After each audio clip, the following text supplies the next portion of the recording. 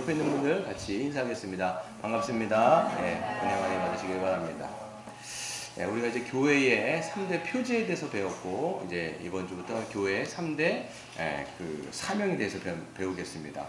교회의 3대 표지라고 얘기하면 세 가지라고 말씀드렸어요. 그래서 그 교회가 정말 참된 교회냐, 이것을 알 수 있는 표지는 세 가지. 첫 번째는 올바른 말씀을 선포하고 있느냐, 즉 성경대로 십자가의 복음을 중심으로 말씀이 선포되어지고 있느냐가 첫 번째 교회의 표지입니다. 두 번째는 합당하게 성례를 시행하고 있느냐, 바로 성찬과 세례를 합당하게 성경의 원리에 따라서 세례와 성찬을 시행하고 있는지. 세 번째는 신실하게 그 권선징악의 약자라고 말씀드렸어요. 그래서 그 합당하게 사는 자에게는 칭찬과 그렇지 못한 자들에게는 징계를 하고 있는지가 이 교회의 3대 표지라고 말씀을 드렸습니다. 그렇다면 이제 교회의 3대 사명이 있어요. 이 교회의 목적이 뭐냐? 하나님께서 우리를 불러 모아주시고 교회를 삼아주신, 우리가 교회죠. 우리에게 성령을 부어주셔서 우리로 하여금 교회가 교회되게 만드신 목적이 뭐냐? 세 가지 사명이 있어요. 첫 번째가 뭡니까? 바로 예배, 그 다음에 양육, 그 다음에 세 번째가 선교입니다. 예배는 하나님 사랑이에요. 즉 하나님의 구원의 은혜를 아는 자가 성삼위 하나님을 찬양하고 성삼위 하나님 앞에 그 자신의 사랑을 드리는 것. 그렇기 때문에 예배는 아무나 할 수 있는 것이 아니라 하나님의 은혜를 아는 자가 하나님을 사랑하는 것이 바로 예배다 라고 말씀을 드렸습니다. 그리고 두 번째 사명이 뭡니까? 바로 양육입니다. 이 예배가 더 풍성하고 충만해지기 위해서는 여러분이 하나님을 더 알아가셔야 돼요. 내가 한번 구원받았다고 하나님의 은혜를 알았다고 끝나는 게 아니거든요. 말씀을 통해서, 기도를 통해서 하나님이 누구신지를 더 알아가면 알아갈수록, 우리가 어떤 사람에 대해서 더 잘 알면 알수록 그 사람을 더 사랑하게 되는 것처럼, 하나님의 성품과 하나님께서 우리를 위해서 행하신 그 사역들을 알면 알수록 우리는 더 하나님 앞에 예배하는 자로 세워질 수가 있는 것이죠. 그래서 예배와 양육은 맞물려 있는 거예요. 그래서 구원받은 자가 예배를 드리는 것이고, 또 구원받은 자가 더 하나님을 알아가면서 더 그 예배가 충만해지는 거예요. 또 세 번째 사명이 뭡니까? 바로 선교입니다. 이 선교는 뭐냐면 하나님을 알지 못하는 자들에게 하나님의 사랑을 전하는 거예요. 바로 하나님을 알지 못하고 하나님의 구원의 은혜를 알지 못하기 때문에 하나님을 예배하지 못하는 자들을 하나님을 예배하는 자리로 초대하는 게 뭐예요? 선교요, 전도요, 그 사명이라는 것이죠. 그래서 이 교회의 3대 사명은 바로 예배와 양육과 선교다. 이 세 가지를 우리가 분명히 해야 할 것입니다. 그래서 오늘은 교회의 3대 사명 중에 양육에 대해서, 우리가 왜 양육을 받아야 되는지, 또 그 목적에 대해서 우리 한번 말씀을 통해서 살펴보도록 하겠습니다. 여러분, 교회는요, 유기체적인 조직입니다. 유기체적으로 연결되어 있는 살아있는 조직이에요. 우리가 이게 피부 같은 걸 보면요, 이 피부가 이제 다 이제 피부 세포들이 있습니다. 이 세포들이 세포 하나하나가 다 살아있어요. 그 살아있는 세포 하나하나가 그 혼자만 존재하는 것이 아니라 연결되어서 피부라고 하는 살아있는 조직을 만드는 것처럼, 이 교회라는 조직도 마찬가지예요. 한 명 한 명 성도들이 다 살아있는 그런 생명체인 거죠. 근데 한 명 한 명의 그 성도들이 연합되어서 우리 교회를 형성하는 것입니다. 그래서 성경은 교회를 사람의 몸인 지체로 설명을 하고 있습니다. 머리가 있고요, 몸통이 있고, 팔과 다리가 있고, 근육이 있고, 장기가 있어요. 그래서 눈 하나하나, 이 모든 지체 하나가 살아있지만 그것이 각자 따로 노는 것이 아니라 연결되어서 연합되어져서 같이 생명으로 붙어 있는 것이죠. 여러분, 살아 움직이는 생명력이기 때문에 교회는 자라가고 성장할 수밖에 없어요. 여러분, 생명의 증거가 뭐냐라고 하면, 여러분, 생명의 증거, 저 사람이 생명이 있다라고 하는 증거가 뭐예요? 움직이고 자라고 또 성장하는 거예요. 아이들을 보면요, 아이들은 이제 생명이 있습니다. 보면 어떻게 돼요? 아이들이 먹습니다. 먹고 마시고 적당한 영양분을 공급받으면서 이 아이들이 반응하고 움직이고 성장하고 이제 점점 자라가는 것이죠. 모든 생명체는요, 다 반응하게 돼 있어요. 죽은 시체를 여러분 이렇게 우리가 걷는다고 이게 살아날 수 없죠. 반응할 수가 없습니다. 근데 반드시 생명이 있는 것에는 반응하는 거예요. 반응하는 거예요. 반응하고 또 움직이고 또 감각하고 자라고 성장하는 거예요.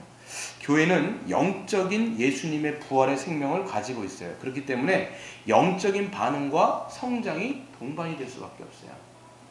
이 육신의 생명이 있어요. 사람은요, 육신의 생명뿐만 아니라 우리 안에 성령이 우리 안에 오시면 어떤 생명이 있는 거예요? 예수님의 생명, 부활 생명이라고 얘기합니다. 이 영적인 생명이 있어지는 거예요. 우리가 성령 받았다고요, 몸이 바뀌지가 않아요. 여러분 우리가 성령 받았다고 여러분이 빠졌던 머리가 다시 나지가 않아요. 그렇죠? 그리고 여러분 우리가 뭐 생긴 얼굴이 바뀐다거나 우리가 이렇게 외적인 변화가 있는 것이 아닙니다. 이거는 영적인 변화예요. 영적인 변화. 그러니까 성령이 오시면 영적인 생명이 들어가고, 이 영적인 생명이 들어가면 반드시 그거에 맞는 반응과 성장이 동반되어지는데, 그렇다면 교회는 무엇에 대한 영적인 반응과 어떤 성장이 동반되어야 될까? 오늘 사도 바울이 그 성도들에게 교회의 성장의 동력에 대해서 말씀하고 있는데, 11절을 읽어보시면 그가 어떤 사람은 사도로, 어떤 사람은 선지자로, 어떤 사람은 복음 전환자로, 어떤 사람은 목사와 교사로 삼으셨으니, 여기서 보면 누가 나와 있습니까? 사도, 선지자, 복음 전하는 자, 또 목사와 교사가 이렇게 있죠. 다른 본문하고는 다르게 이 사람들이 어떤 사람들이에요? 네, 말씀을 전하는 사람들이에요. 그 당시에 보면요, 말씀, 예수 그리스도의 십자가의 복음을 낱낱이 전하고 가르치고 선포했던 사람들이 목사, 교사, 선지자, 사도, 이런 사람들이었다라는 것이죠. 그렇기 때문에 교회는 하나님의 말씀에 씨앗이 뿌려짐으로써 그 씨가 떨어질 때 반응하고 자라가게 돼 있어요. 첫 번째 양육의 원리는 이거예요. 우리가 어떻게 뭐에 대해서 반응하고 뭐에 대해서 자라냐? 하나님의 말씀이 막 뿌려져요. 씨앗이 막 뿌려지면 그 씨앗이 떨어지게 되어지고, 그 씨앗이 떨어지게 되어지면 거기에 이제 반응하게 돼 있어요. 어떤 사람은 반응하고 어떤 사람은 반응하지 않죠. 반응하게 되어지는데, 반응하는 사람들 중에서도 어떻게 돼요? 거기서 성장하고 열매를 맺는 사람이 있다라는 거예요. 그게 여러분 마가복음에 보시면, 우리 한번 찾아보겠습니다. 마가복음. 여러분 잘 알고 있는 씨 뿌리는 자의 비유죠. 씨 뿌리는 자의 비유. 4장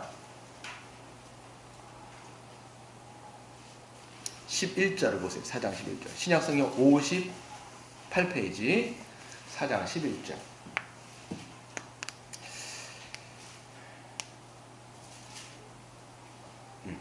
13절부터 보겠습니다. 13절 시작. 또 이르시되 너희가 이 비유를 알지 못할진대 어떻게 모든 비유를 알겠느냐? 뿌리는 자는 말씀을 뿌리는 것이니라.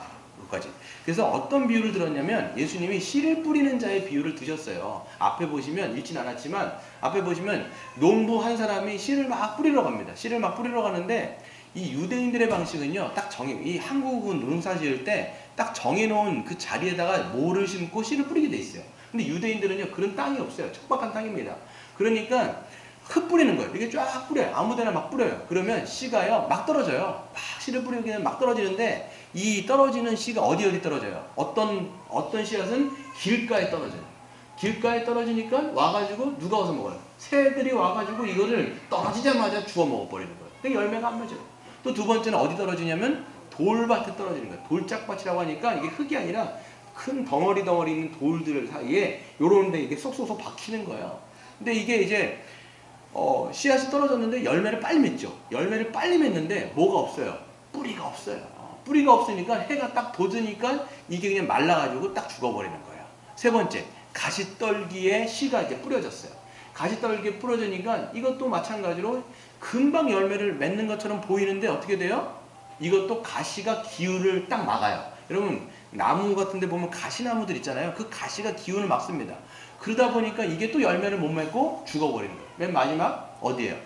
좋은 땅에 떨어지니까 이게 30배, 60배, 100배의 열매를 맺었다. 이게 예수님의 비유의 핵심이에요.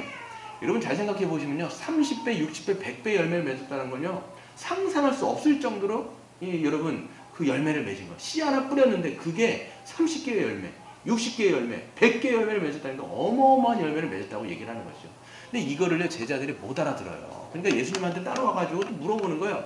예수님이 또 이렇게 불러가지고 내가 그 비유를 설명을 해줄게 이렇게 이야기하는데, 그 비유에 대한 설명이 뭐냐면, 길가에 떨어졌다는 것은 이것이니 뭐예요? 뭐라고 돼 있죠? 15절 말씀이 길가에 뿌려졌다는 것은 이들을 가리킴이니 어떤 사람이에요? 곧 말씀을 들었을 때 사탄이 즉시 와서 그들에게 뿌려진 말씀을 빼앗아가는 거예요. 그래서 열매를 못 맺는 거예요. 말씀을 듣긴 하는데 여러분 듣자마자 누가 오는 거예요? 사단이 와갖고 그 말씀 뺏어가 버리는 거예요. 여러분 우리가요 일주일을 살 때요 여기서 이렇게 말씀을 들을 때가 있어요. 말씀 그래 그런 말씀이지 이해도 가고 막 그래요. 근데 그거를요 가만두지 않습니다. 바로 사단이 와갖고 딱 집어먹어요. 여러분 월요일날 그 말씀이 생각나던가요? 생각이 안 나던가요? 생각 안 나죠? 다 잡아먹힌 거예요 여러분. 다 먹힌 거예요 이게.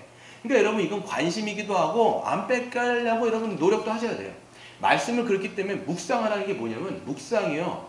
말씀을 되새김질하는 거예요. 소가요 몇 번 되새김질하는지 아세요? 6번에서 12번 한대요. 저도 그냥 어디서 들었어요.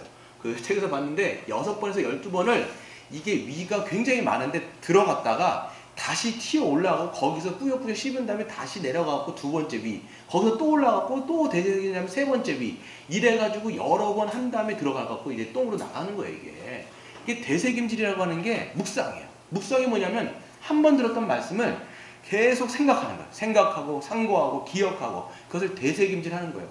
그래야 사단이 우리가 들었던 말씀을 빼앗지 못하는 거죠. 두 번째는 어떤 사람이냐면 보세요. 16절 읽습니다. 시작. 또 이와 같이 돌밭에 뿌렸다라는 것은 이들을 가리킴이니 곧 말씀을 들을 때는 즉시 기쁨으로 받으나 그 속에 뿌리가 없어서 잠깐 견디다가 말씀으로 인하여 환난이나 박해가 일어날 때는 곧 넘어지는 자예요. 여러분 들을 때 반응해요. 이 사람 반응해요. 보니까 야 기쁘다. 이 말씀 너무 좋다. 이 말씀 은혜가 되네. 이렇게 얘기를 해요. 그런데 어떻게 돼요? 말씀을 받을 땐 기쁨으로 받지만 말씀 때문에 여러분 삶 속에서 뭐가 나타나요? 환난이 있고 핍박이 있습니다. 실제적으로요. 예수님의 말씀 가운데 순종하면서 살려고 그러면요. 내 안에 갈등도 생기고요. 실질적으로 삶 속에서 갈등이 빚어지는 상황이 굉장히 많이 생깁니다. 그럴 때 여러분 어떻게 돼요? 에휴 말씀 때문에 생기느니 그냥 내가 사람들하고 그냥 타협하면서 살아야지 라고 하면서 말씀을 자기가 버려버려요. 이게 바로 두 번째 돌짝파의 사람들입니다. 그래서 열매를 못 맺는 거예요. 세 번째 어떤 사람이에요? 또 뭐예요? 18절 또 어떤 이는 가시떨기에 뿌려진 자니 이들은 말씀을 듣기는 하되 세상의 염려와 재물의 유혹과 기타 욕심이 들어와 말씀을 막아 결실하지 못하게 되는 자예요. 이 사람들의 말씀 반응하고 있어요. 야 이런 말씀이구나 은혜가 된다 이렇게 얘기는 하는데 어떻게 돼요? 일주일부터 이제 또 삶을 자기가 살아가면서 뭐가 들어오는 거예요? 예, 세상의 유혹 그 다음에 재물 때문에 생기는 세상의 염려. 여러분 염려가요 사람의 신앙을 굉장히 방해해요. 염려라는 게. 그래서 여러분 보면요 예수님이 마태복음 산상수훈에서 보면요 너희가 뭐 하지 말라? 염려하지 말아라 이렇게 있어요. 염려하지 마라. 우리가 그러니까 성경은 단호합니다. 염려하지 마 이렇게 됩니다. 염려하지 마. 근데 이 염려가 자꾸만 오는 거예요. 염려도의 습관이에요. 보면 내가 보니까 어떤 사람은요 이 염려가 아예 머릿속에 이게 서킷 회로화돼 있어요. 그래서 뭐 딱만 생기면 그냥 염려 뭐가 조금만 생기면 염려 근심 걱정 그래갖고요 이 말씀이 뿌리를 내리기도 전에 염려가 말씀을 탁 쳐버리는 거예요. 그리고 세상의 염려 뿐만 아니라 뭐예요? 재물의 유혹 이 돈에 관한 거 이 금전적인 것 이것 때문에 자꾸만 말씀을 자기가 자꾸 밀어내는 거예요. 그래서 결국은 열매를 못 맺게 되어지는 것이 이 사람들의 모습이라는 것을 보게 되는 거죠. 하지만 좋은 땅에 떨어진 씨앗은요 이것이 정말 큰 열매를 맺게 되어지는 것을 보게 되어집니다. 이처럼 하나님의 말씀이 뿌려질 때 사람들은 반응하게 돼 있어요. 여러분 반응조차 하나님의 말씀이 떨어지는데 반응조차 하지 않는다. 이건 어떤 사람일까요? 죽은 거예요. 영적으로 아예 생명이 없어요. 그래서 말씀이 안 들려요. 제가 이제 존경하는 목사님 중에 김인희 목사님이랑 아나톨레 이제 이사장 목사님이신데 그분이 굉장히 얼굴 되게 잘생기셨어요. 정말 딱 보시면 아나운서 같이 생겼어요. 그리고 굉장히 인텔리해요. 정말 이분은 신학교에 들어가기도 전에 벌써 말씀을 200독인가 하고 그냥 신학서적을 1000권을 읽었어요. 신학교 들어가기도 전에. 그 정도로 엘리트예요. 그런데 어떻게 또 하나님께서 인도하셨는지 이 아예 그런 분들은 정말 좀 큰 교회 막 이렇게 청빙받을 것 같잖아요. 그게 아니에요. 정말 그 노인들만 있는 청년들도 없어요. 노인들만 있고 가난한 사람들이 있는 그런 교회에 청빙을 받아갖고 거기서 아주 어렵게 정말 그분이 한번 저희들한테 말씀해 주신 게 뭐냐면 자기가 알고 있는 거에 100분의 1도 자기가 설교를 못한다는 거예요. 왜? 성도들이 너무 이제 무지한 사람이고 배우지 못한 사람 이런 사람들이니까 자기가 많이 알아도 성도들의 그 입장에 맞추려니까 그걸 다 자기가 얘기할 수가 없다는 거예요. 그럴 정도 힘들게 목회하시는 분인데 이 말씀을 한번 하시더라고요. 자기 그 성도들 가운데 한 명의 엘리트 하나가 있었다는 거예요. 청년인이 한 명 있는데 그 친구가 연대가 고대가 하여튼 아무튼 그 우리나라에서 말하는 이제 수재가 있는 거예요. 근데 그 친구는 그렇게 머리가 똑똑한데 설교를 하면 못 알아듣는 거예요. 못 알아듣는 거예요. 이해도 안 갈 뿐만 아니라 이게 안 들린다는 거예요.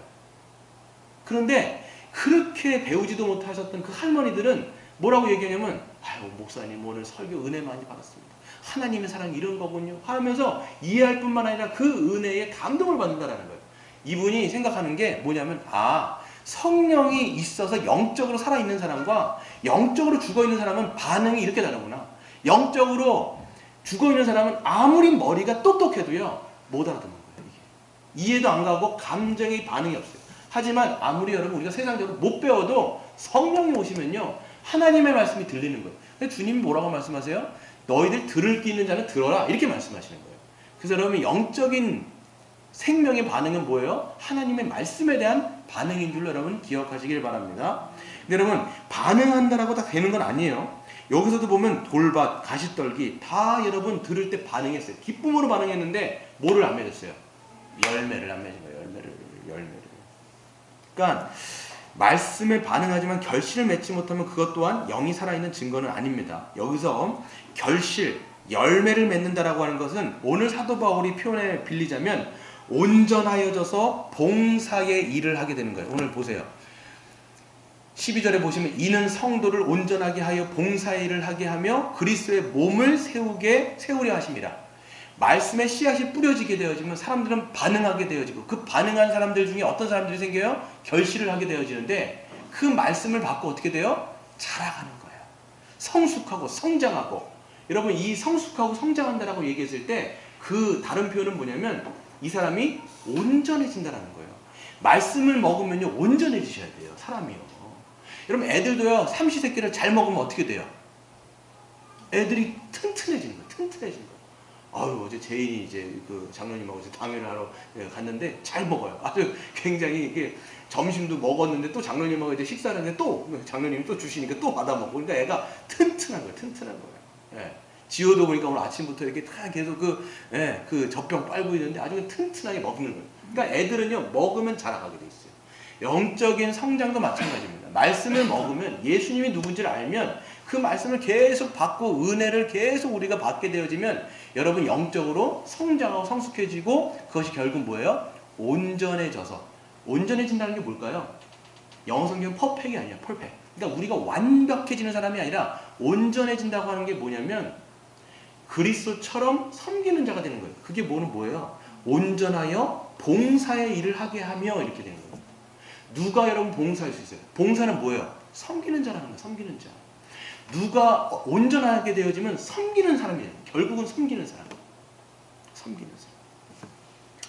여러분, 교회 안에서 누가 큰 자일까요? 교회 안에서 누가 어른일까요? 누가 큰 자고 누가 어린일까요? 바로 가장 낮은 위치에서 섬기는 자가 가장 높은 자라고 우리 주님이 말씀하신 거예요. 여러분 신앙의 나이는요 육신의 나이하고 상관이 없어요. 제가 보니까 섬기는 자가 큰 자고 어른입니다. 반대로 여러분 섬김을 자꾸 받으려고 하는 거는요 신앙이 어린 거예요. 아직까지 그냥. 그래서 여러분 우리가 신앙의 성숙도 온전해져서 결국은 누군가를 섬길 수 있는 역량이 되어집니다. 여러분 잘 생각해 보세요. 어른이 되어지면요 아이들을 케어하고 돌보게 돼 있어요. 그런 사람은 누구예요? 그만큼 역량이 있다라는 거예요. 아이들을 케어하고 돌볼 수 있는 역량이 되는 거예요. 여러분 신앙이 성장하여 섬기는 자가 되시기를 바랍니다. 이런 섬기는 자는요 역량이 있어야 돼요. 그래서 말씀으로 누군가를 돌보고 케어할 수 있을 뿐만 아니라 또 작은 일 하나하나까지 그 연약한 자를 위해서 섬기는 자, 그 사람이 큰 자인 거예요. 큰 자.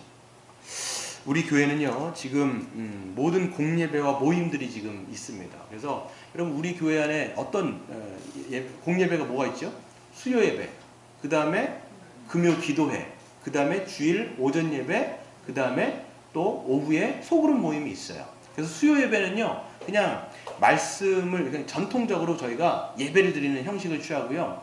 금요 기도회는요, 오신 분은 아시겠지만 거의 이제 찬양하고 기도하고 한 설교 말씀 한 15분 정도 전하고 한 2시간 정도를 찬양 기도를 하면서 하게 됩니다. 그 다음에 주일 오전 예배 이렇게 저희가 진행되어지고, 또 오후 소그룹은 뭐예요? 우리가 세 조로 나눠가지고 이제 함께 말씀을 나누죠. 모든 자리가 어떤 자리냐면 말씀의 씨앗이 뿌려지는 자리예요. 하나님의 은혜가 부어지는 자리예요. 그 자리에 오셔서 계속적으로 여러분들이 말씀을 공급받고 자라나시기를 바랍니다. 여러분, 이 자라가는 것은요 끝이 없어요. 저도 마찬가지고 여러분도 마찬가지고, 이거는요 우리가 죽을 때까지 우린 계속 성장하는 거예요. 30배, 60배, 100배, 정말 하나님의 기뻐하시는 모습으로 끊임없이 자라가는 것인데요. 특별히 여러분, 우리가 세조로 나눠가지고 지금 소그룹을 진행하고 있습니다. 그때 여러분, 말씀을 이제 주일 오전 때는 말씀을 선포한다면, 그때는요 말씀을 함께 나누는 거예요. 피차 가르치고 권면함을 통해서 여러분 함께 같이 먹는 방식인데, 여러분 기억하셔야 될 게 있어요. 성경 공부를 넘어서 그 시간 가운데 하나님을 만나는 시간이 되셔야 돼요. 네. 성경 공부와 묵상은 달라요. 성경 공부는요 그냥 이해하는 방식이, 하나님의 말씀은 이렇구나 저렇구나 이해할 수 있어요. 근데 그걸 넘어서 이 문자적인 이 글자를 넘어서 그 너머에 있는 하나님의 음성을 들으셔야 돼요. 그게 여러분들이 나아가야 할 방향인 거예요. 하나님이 나에게 이런 말씀을 주시는구나, 우리 교회에게 이런 말씀을 주시는구나. 그 말씀을 또 가지고 어디까지 나가야 돼요? 월요일까지 나가야 돼요.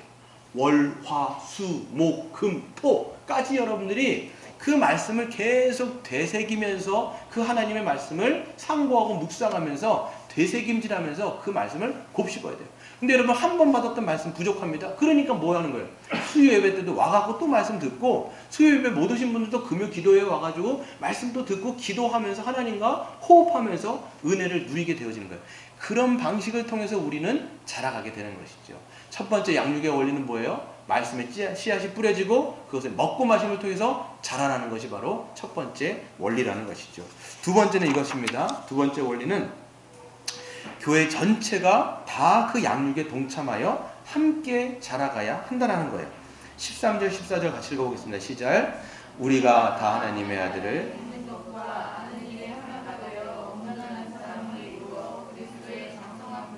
충만한 데까지 이르리니, 이는 우리가 이제부터 어린아이가 되지 아니하여 사람의 속임수와 간사한 유혹에 빠져 온갖 교훈의 풍조에 밀려 요동하지 않게 하려 함이라. 아멘. 그러니까 두 번째 원리는 뭐냐면, 교회 전체가 다 그 양육에 참여해야 된다는 거예요. 한 사람도 빠짐없이 그 양육하는 것 가운데 다 동참하여서 말씀이 뿌려지고 은혜가 부어지는 자리에 같이 들어와서 함께 자라야 돼요. 어디까지 자라야 된다고 말씀하고 있어요? 그리스도의 장성한 분량에 이르기까지. 장성한 사람이 되셔야 돼요. 장성한 사람. 그러니까 신앙의 연륜이 많아도 어린아이가 머물러 있으면 안 돼요, 여러분. 신앙의 연수가 점점 많아지는데 여전히 어린아이고 여전히 영향도 없고 믿음도 없고 왜 내내 그 자리면요 자라나지 않는 거예요. 마음이 아픈 거지. 여러분, 그렇기 때문에 그 자리에 모든 사람이 와갖고 다 자라야 돼요. 여러분, 우리는요 한 몸으로 연결되어 있다고 말씀드렸어요. 그런데 여러분, 누구는 자라고 누구는 자라나지 않는다면 몸이 뭐가 돼 있어요? 불균형인 거예요. 귀는 막 커져가는데 눈은 조그매지고, 이럴 수는 있겠네요. 어떤 사람은 귀가 크지만 눈이 작을 수가 있는데, 팔은 하나는 뭐예요? 이 팔은 점점 길어지는데 다리는 안 자라는 거예요. 그러면 기형하거나 이게 뭡니까? 균형이 안 잡히는 거예요. 교회도 마찬가지예요. 누구는 자라고 누구는 안 자라는 게 아니라 골고루 함께 먹고 골고루 같이 자라나서 그리스도의 장성한 분량까지 같이 자라가는 것이 이 교회가 추구해야 되는 모습이라는 것입니다. 그래서 여러분, 잘 생각해 보시면, 만일 주님의 말씀이 여기서 이제 씨앗이 뿌려질 텐데, 만약 여기 이 강단에서 하나님의 말씀이 뿌려지지 않고 돈을 제가 막 뿌린다고 생각해 보세요. 막 여기서 돈을 막 뿌린다고 생각해 보세요. 막 수표 막 5만 원짜리를 막 제가 얘가 막 뿌린다고 생각해 보세요. 그럼 여러분 오실 거예요, 안 오실 거예요? 네, 그러니까 오실 거라고요. 제가 여기서 막 만 원짜리, 5만 원짜리 막 제가 막 뿌려야 되면 정말 몸이 아플 뿐만 아니라 정말 여러분 몸살이 걸려가지고 정말 이 한쪽이 막 마비가 돼갖고 그래도 돈이 뿌려진다고 하면 여러분 우리는 막 와갖고 그냥 그걸 주술 올 거란 말이에요.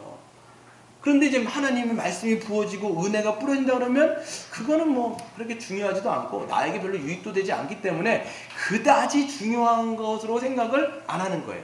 근데 여러분 성령의 사람은요 이게 육신의 것이 아니라 영적인 것에 눈이 열린 거예요. 그래서 이 보이는 것이 중요한 게 아니라 보이지 않는 하나님의 세계, 하나님의 그 은혜, 성령의 그 충만함을 사모하기 때문에 보이지 않지만 그 하나님의 말씀을 들으러 또 하나님의 은혜를 받으러 함께 이 시간 가운데 동참하게 되는 것입니다. 여러분 영적인 생명이 있는 사람은요 영적인 것에 갈급하게 돼 있어요. 우리는 보통 매일매일 반복되는 일과를 살아가며 이제 그 모든 것들을 합니다. 여러분 잘 생각해 보세요. 일주일을 여러분 어떻게 살아가는가? 일주일을 보면요 대부분 제 삶도 마찬가지로 반복 매일의 루틴한 삶이 계속 반복되는 거예요. 여러분 뭐 특별한 거 있으셨어요? 없었죠. 대부분 반복된다고요. 근데 이 네 가지를 제가 한번 살펴보면요 이 네 가지를 좀 나눌 수가 있는데 첫 번째는 중요하지만 급하지 않은 게 있어요. 중요하지만 급하지 않은 것.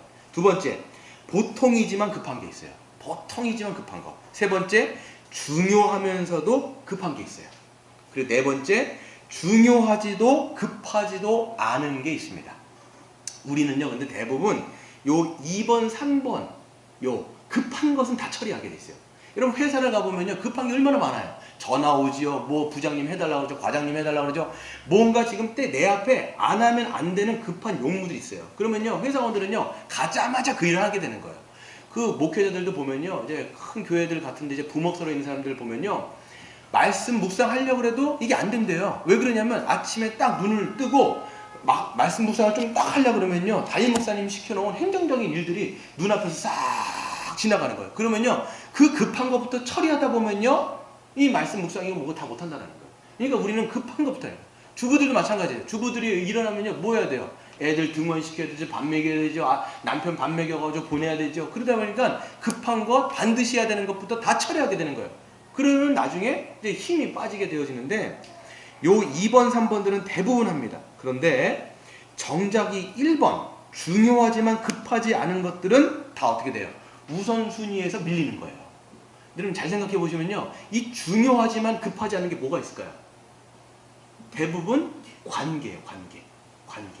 주님과의 관계, 부부와의 관계, 자녀들과의 관계, 내 가족들과 친지들과의 관계, 뭐 이런 내 동무들과의 관계. 이 관계적인 것들은요 중요한데 급하진 않아요. 그러니까 여러분 삶의 우선순위에서는 다 저 끝에 밀리는 거예요. 우리가 신앙생활을 하니까 대부분 이제 주님과의 관계 이게 굉장히 중요한데 이게 급하진 않거든요.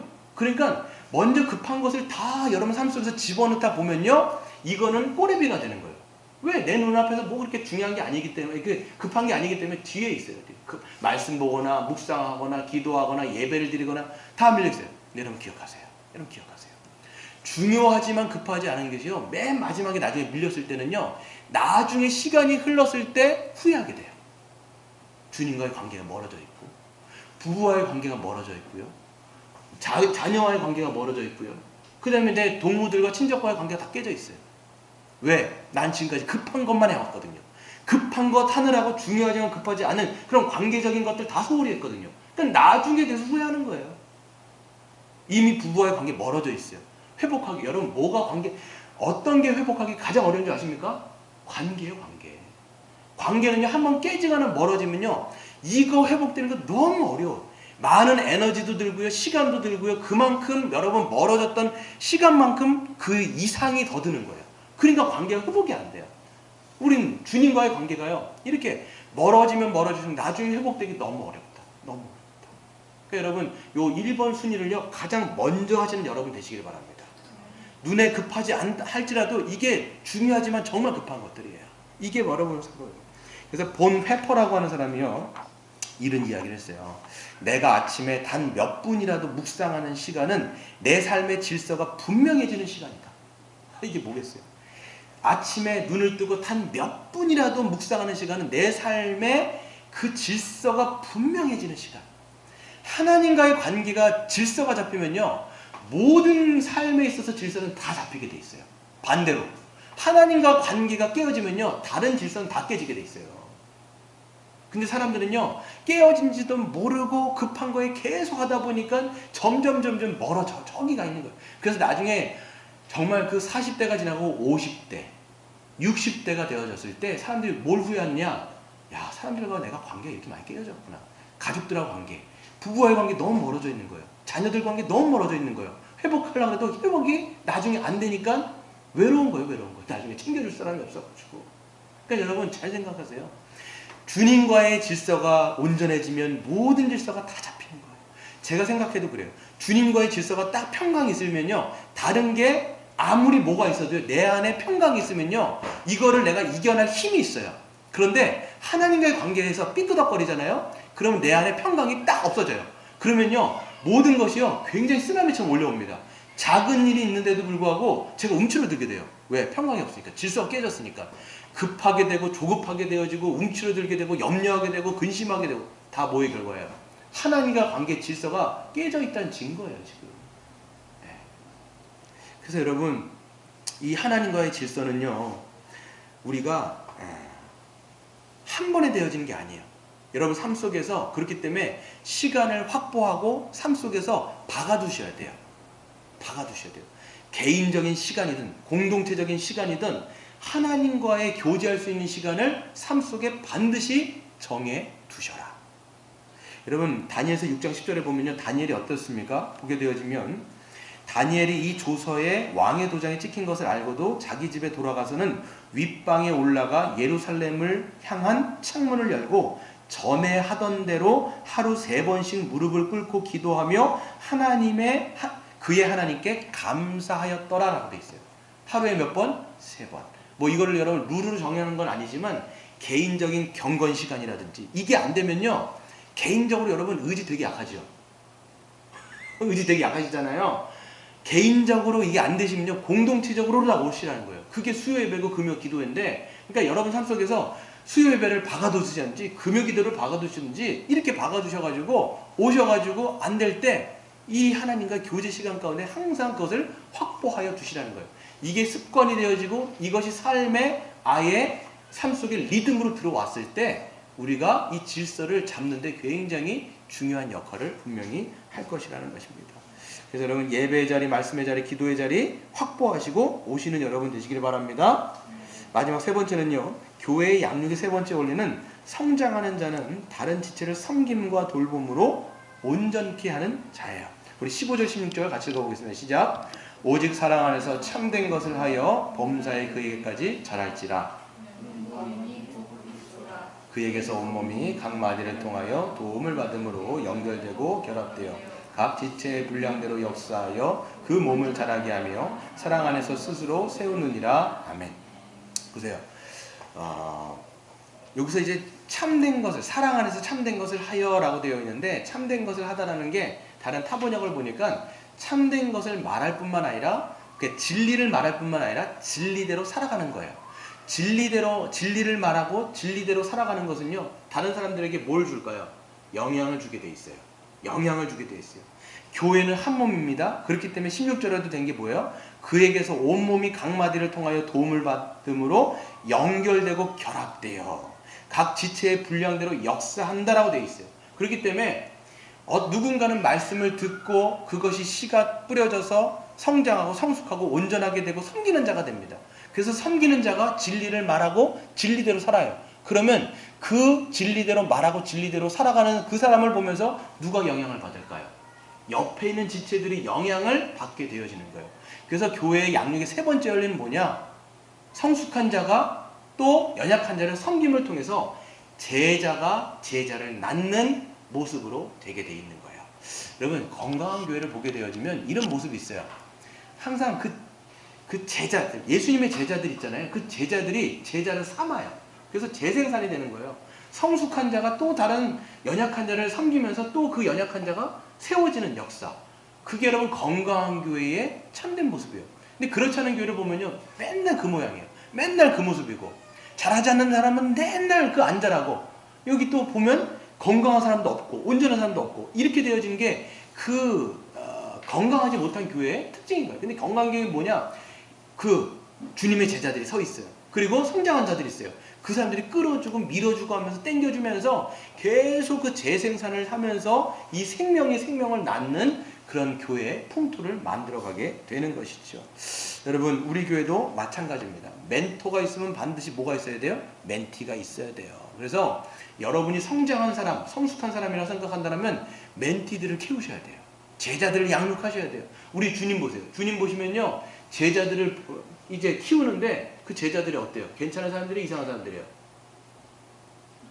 여러분 보기엔 괜찮은 사람일지 모르겠지만 보면요 되게 이상한 사람들 많습니다.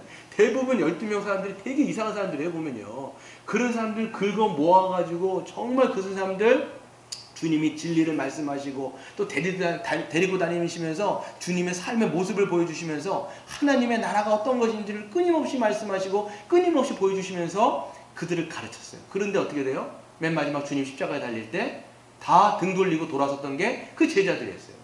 근데 예수님께서 부활하신 것을 목격하고 나서는 분명하게 고백하잖아요. 주는 나의 하나님이시요 당신은 나의 주인이십니다 라고 그 도마가 고백한 후에 그 다음부터는요 충성을 다해서 예수를 전하는 자로 세워지는 거예요. 그래서 주님께서 말씀하신 게 뭐예요? 너희는 모든 민족에게 가서 제자를 삼아 내가 가르치고 분부한 모든 것을 가르쳐 지키게 하라. 볼지어다 내가 세상 끝날까지 너희와 항상 함께 할 것이다 라고 말씀하신 다음에 그들에게 성령을 부어주시니까 그들이 어떻게 돼요? 완전히 충만하게 되어져서 자기가 예수님의 제자일 뿐만 아니라 제자들을 또 세워나가는 모든 열방 가운데 제자를 세워나가는 그런 모습들을 보게 되어지는 것이죠. 여러분 우리가 전도하자 이렇게 얘기하는데요. 여러분 여러분이 예수님의 제자가 되지 않으면 다른 사람에게 전도할 수 없어요. 이거는 분명한 진리입니다.